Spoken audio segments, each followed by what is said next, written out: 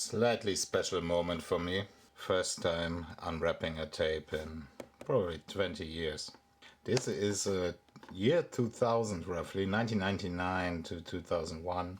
Sony HF, 60 minutes, normal position tape. Last of the line, final version of the HF. Probably when they were reduced to being shadows of their former selves. You can see it's made in Thailand, not in Japan, as the name Sony would suggest. An interesting fact, they skipped English on the back of this.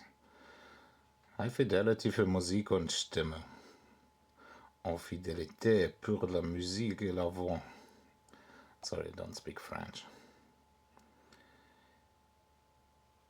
There you go, some details. It's been a long time since I held a cassette tape in its original wrapper in my hand. Bought a couple of these on eBay recently. Look, I got like 8 of those. Paid €10. I think it's a good price, like $1.25 per tape. They're only 60 minutes after all, and they're only Sony HF from the last year, which is not highly regarded, to say the least. And it seems that they came in 3 packs. And sorry, my pronunciation skills are lacking recently. I'm a little sick. They seem to have come in 3 packs. One of them already open, 1 cassette missing. The others probably just went into the drawer just to never be opened again. And it probably was cheap. Highly doubt that one of these 3 packs cost more than like €3. Probably 5 Deutsche Mark for 1 3-pack in 1999, my guess. Let us know in the comments if you know what these cost in roughly year 2000, 1999. Anyways, let's get those on the side and focus on this one. I'll keep them in the wrapper for now. Let's have a look. So we see Sony HF. I like the design. I like the design before much better though. With cassettes, it's all about the packaging design. It's almost like cigarette packs, you know. So we're gonna do a whole another video on like 1970s cassette tape designs, packaging designs, all these, the lines and the colors. I really like that. Anyways, nothing special written on there. It's good for music and voice. Good for CD, yeah. Everything was CD related, like all the magnetic tape stuff from 1990 onwards, it seems, had something to do with CDs. I don't know why. Well, I do know why, but still think it's a kind of stupid choice. By the way, I just said that they skipped English on the back there, yes, but the back is literally the translation of what is written on the front in English. So it's in English too. Let's find the little wrapper thing. There it is. Open here. So last cassette tape I opened probably was a TDK CDing2 back in 2005 or so. I was using cassette tapes until 2006-7ish on my Walkman when driving my moped, because I didn't have an MP3 player yet, and the Discman would skip, of course, on the road. Kinda hard to get this open, honestly. There we go. Are you guys ready?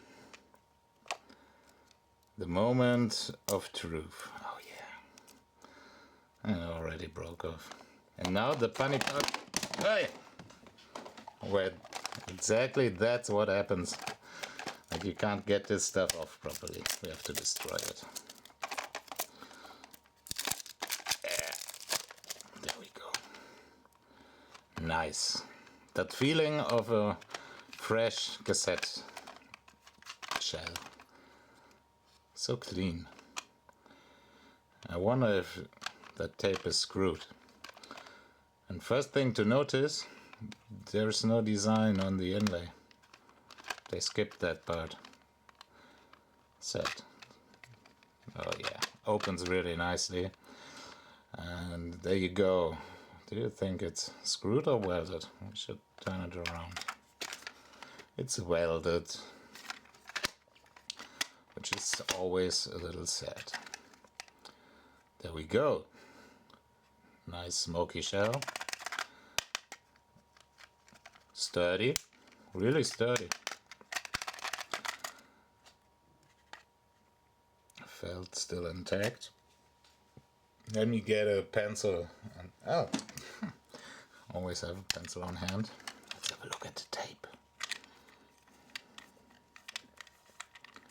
There it comes.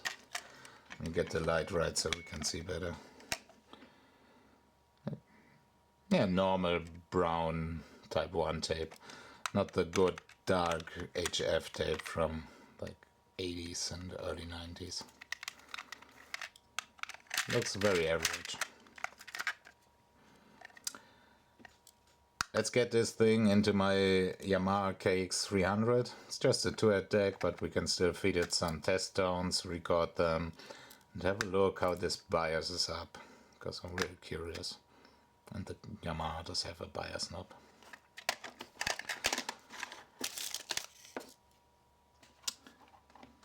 It took me a bit to notice, but it's worth mentioning that the shell on this tape is way different than what I would have expected on a normal shell.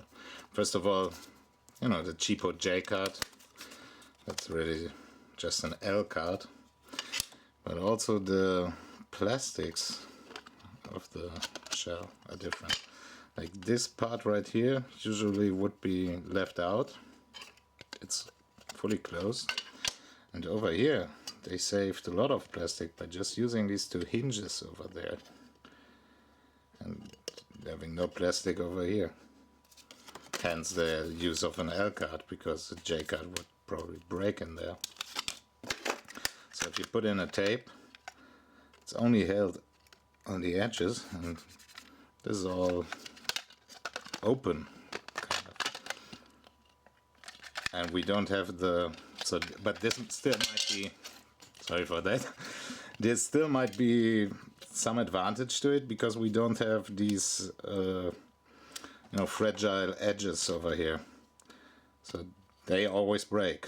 Maybe this makes them more sturdy, but if we compare it to this, you know, what I would consider average case, we get this part closed, so this part is more stable, I guess, and this part is open, and with these side thingies being kind of loose. They always break. If a cassette shell breaks, it's always first thing to break, these little things on the side. In fact, I might have this one looking good. So right here, we don't have them sticking out. We just put it there. And there we go. So that's, maybe it's kind of clever. I don't know. I'm not sure if I should feel like they went ahead and created something new, still were putting development into cassette shells, or if they were maybe just trying to save some money. These were probably cheaper to produce. But hey, if they are better, if they have longer lifetime, why not? Looks kind of cool, like just like this. Now you can see through the tape, and the case of the tape is kind of even on each side. We don't have that line there on the back. 1988 Yamaha KX300, roughly year 2000, end of line Sony HF.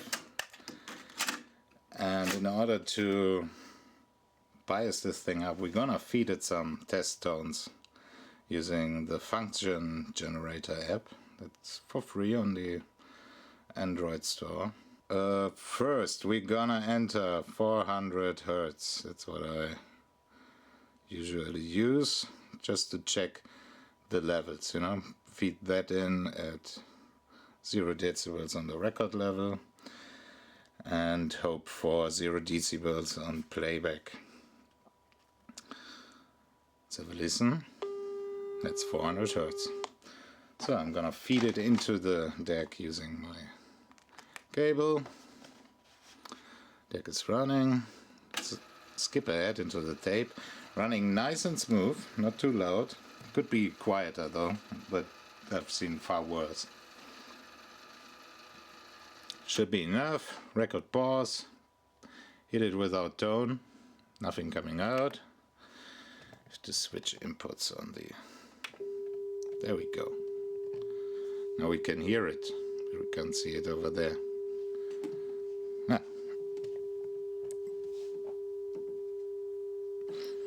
Okay, we considerably have to increase the... Sorry for that, let me turn off the speakers. Let's go to 0.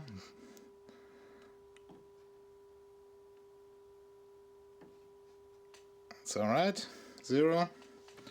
This won't give you the most accurate readings or whatever. It's just a normal 2-head tag, but it'll do. Let's hit it with the 0. Everything is at 0. Play, no Dolby. Tape content should be set to 0. So we find where we start recording. That's enough. I'm still hearing it. Why?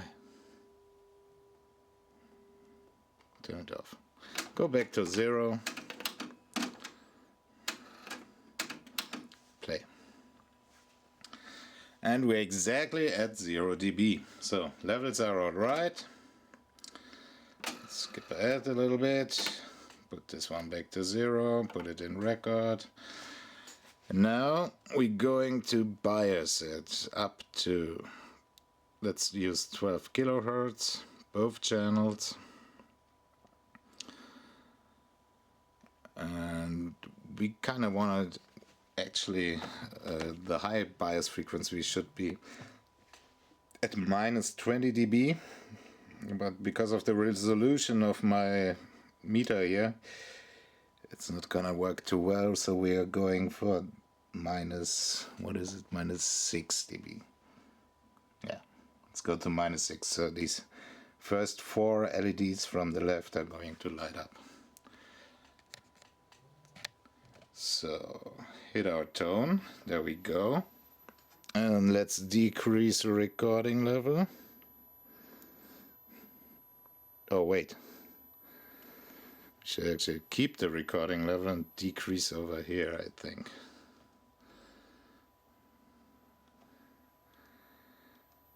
There we go.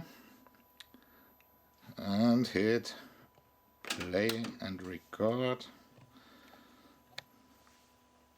So you can see right there the bias adjust is right in the center position. Should be enough.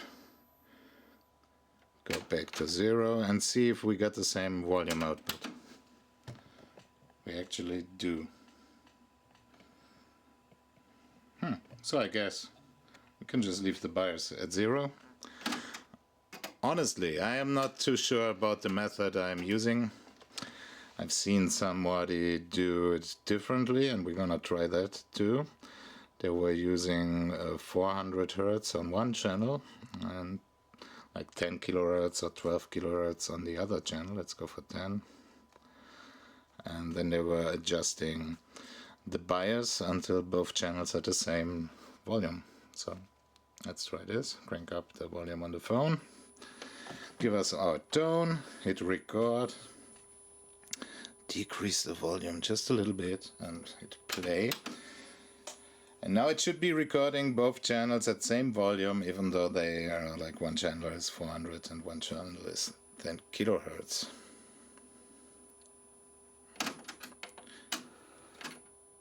Right.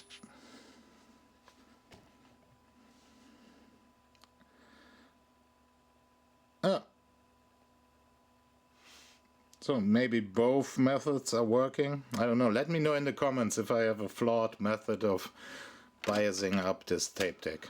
What would you do? I would really appreciate some help here. Either way, bias stays in the middle position. Everything's working fine. That's a sign of quality. So I'm gonna have some fun using this Sony HF60. It's just position 1 tape, but you know, still good. If you want to record some, like do a copy of a live concert or whatever, something that is not the highest of fidelities.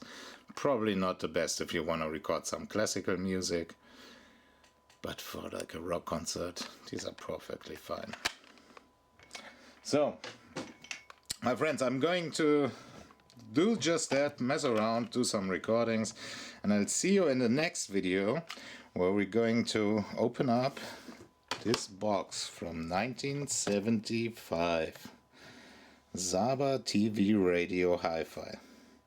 That's gonna be a gem.